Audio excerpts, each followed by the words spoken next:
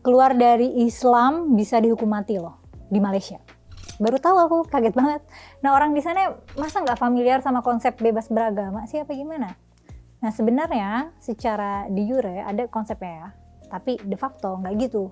Kalau kamu orang Melayu, kamu nggak boleh nggak Muslim, nggak boleh murtad, dan nggak boleh convert, karena ada pidananya, dan hukumannya nggak main-main.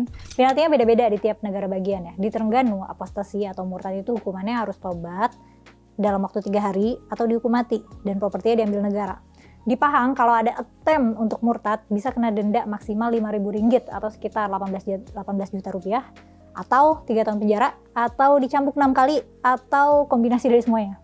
Nah, di Kelantan, attempted apostasy untuk percobaan murtad ya, baru attempt, itu hukumannya detensi maksimal 36 bulan di Islamic Rehabilitation Center. Jadi ada tempat rehabilitasinya.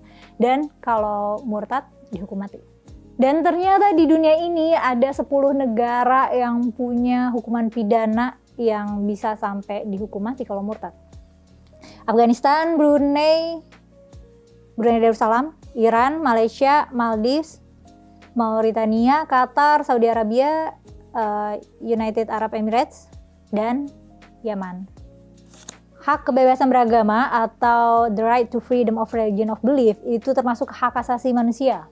Dalam Deklarasi HAM artikel 18 menyatakan bahwa setiap orang punya hak atas kebebasan berpikir, punya hak untuk mengikuti hati nurani, bebas memeluk agama, termasuk juga kebebasan untuk mengubah agama, serta berhak bebas baik sendiri maupun bersama komunitas atau bersama kelompok di tempat umum ataupun pribadi untuk mengekspresikan agamanya atau keyakinannya dalam lingkup pengajarannya, praktiknya, ibadahnya, dan pengamalannya.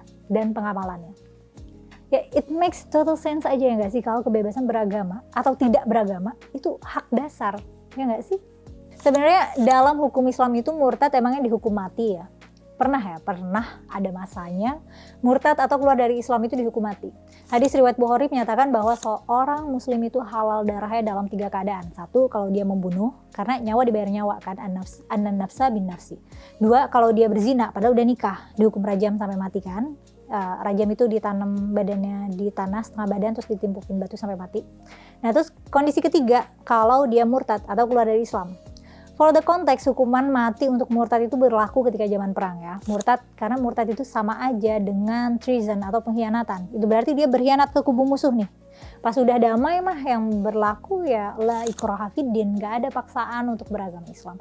Pun begitu sampai sekarang masih ada aja ulama yang memfatwakan kalau murtad itu dihukum mati. Emang fatwa ulama tuh nggak reliable. Aku pernah bikin konten tentang kenapa ulama itu nggak bisa jadi otoritas pengetahuan dan kebijakan. Kenapa sih semua urusan harus ngikut kata ulama? Emang ada ya sosok yang bisa kita jadikan sebagai otoritas ilmu pengetahuan gitu. Tapi kontennya eksklusif untuk member, jadi harus join membership dulu ya di YouTube. Ngomongin soal hukuman murtad tadi, emangnya boleh ya negara punya wewenang untuk menghukum karena murtad?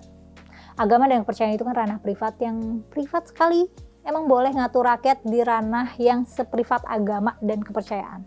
Apakah agama dan pemaksaan beragama adalah memang bentuk social control secara masif? Lanjutannya tonton di channel Forbidden Question aja ya.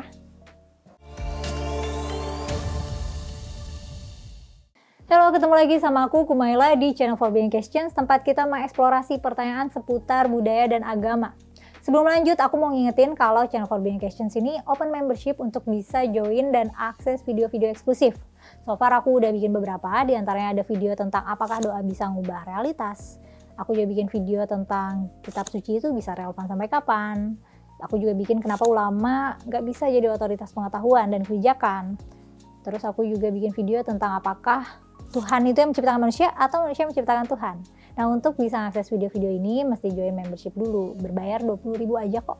Terus buat teman-teman penonton yang belum subscribe dulu ya supaya aku semangat kontennya. For obvious reasons, kebebasan beragama tuh mestinya berlaku everywhere. Negara nggak boleh mendikte kepercayaan karena kepercayaan itu ranah privat.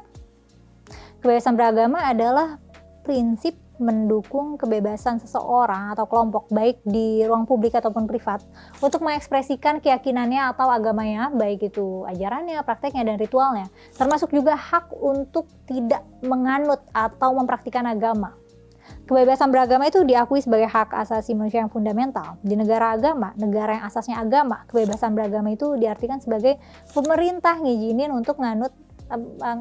rakyatnya untuk nganut agama selain agama negara. Dan nggak mendiskriminasi orang yang agamanya beda sama agama negara ataupun sama yang nggak beragama. Dalam sejarah, secara historis ya, kebebasan beragama itu merujuk kepada toleransi beragama. Tapi ya pada prakteknya dalam sejarah beberapa negara memberlakukan kebebasan beragama dengan syarat ya. Bisa dengan pajak atau pembatasan hak politik atau ya pembatasan-pembatasan tertentu.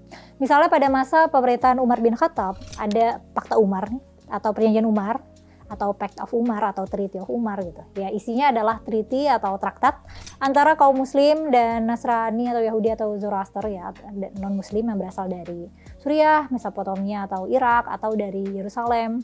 Nah, isinya tuh menjelaskan hak dan batasan bagi non muslim atau istilahnya tuh zimmi alias non muslim yang bukan musuh. Atau sebutannya juga ahli kitab gitu ya. Ahli Alkitab wat Taurat gitu maksudnya. Nah, dan mereka ini diakui sebagai warga negara, tapi kelasnya agak dipisah ya, kelas kaum yang dilindungi di bawah kekuasaan pemerintahan Islam, meskipun gak Islam. Nah, yang non-muslim ini kalau mereka patuh, keamanan mereka dijaga oleh pemerintah. Nah, tapi ada pembatasannya nih, ada aturannya, gak boleh bangun gereja, gak boleh preaching, gak boleh beternak babi, gak boleh beli budak muslim, gak boleh nyakitin orang muslim, gak boleh pakai atribut non muslim di tempat umum, gak boleh jual minuman keras, gak boleh dikubur di areal kuburan muslim, dan masih banyak ya listnya.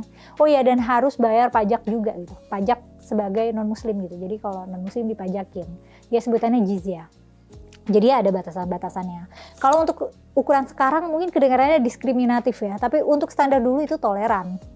Awal-awal pengenalan konsep kebebasan beragama itu udah ada dari dulu ya.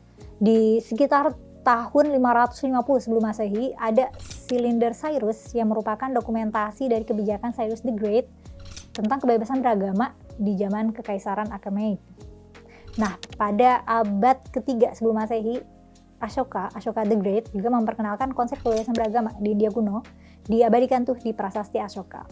Di abad 13, Genghis Khan itu termasuk penguasa pertama yang secara eksplisit mengesahkan undang-undang tentang kebebasan beragama.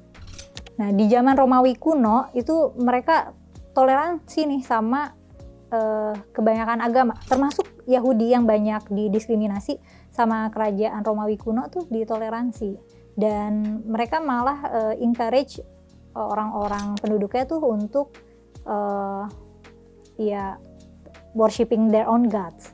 Nah, tapi mereka kemudian nggak tolerate Christianity sampai itu dilegalisasi oleh Emperor Galerius di tahun 311. Nah, tahun 1789 ini udah masuk modern, The Declaration of the Rights of Man and of the Citizen yang disusun oleh Majelis Konstituen Nasional Prancis pada tahun 1789 itu merupakan dokumen hak sipil manusia dari Revolusi Prancis, terinspirasi dari para filsuf pencerahan ya, filsuf Renaissance. Deklarasi ini merupakan pernyataan inti dari nilai-nilai Revolusi Prancis dan punya dampak signifikan pada perkembangan konsepsi populer mengenai kebebasan individu dan demokrasi di Eropa dan seluruh dunia. Ya intinya sih termasuk kebebasan beragama itu ya. Dan intinya sih pemaksaan beragama itu ketinggalan zaman ya nggak sih? Pemaksaan beragama itu gagasan yang jelek, baiknya dibuang aja. Tapi mungkin dari kamu ada yang punya bantahan nggak? Mungkin ada gitu yang punya argumen kalau sebenarnya pemaksaan beragama tuh mungkin beneficial in some way. Atau mungkin ada yang mau nambahin, boleh tulis kolom komentar ya. Terus menurut kamu Indonesia ini dalam urusan kebebasan beragama udah cakep belum? Makasih udah nonton sampai selesai. Aku Mela mohon pamit, sampai ketemu di konten selanjutnya.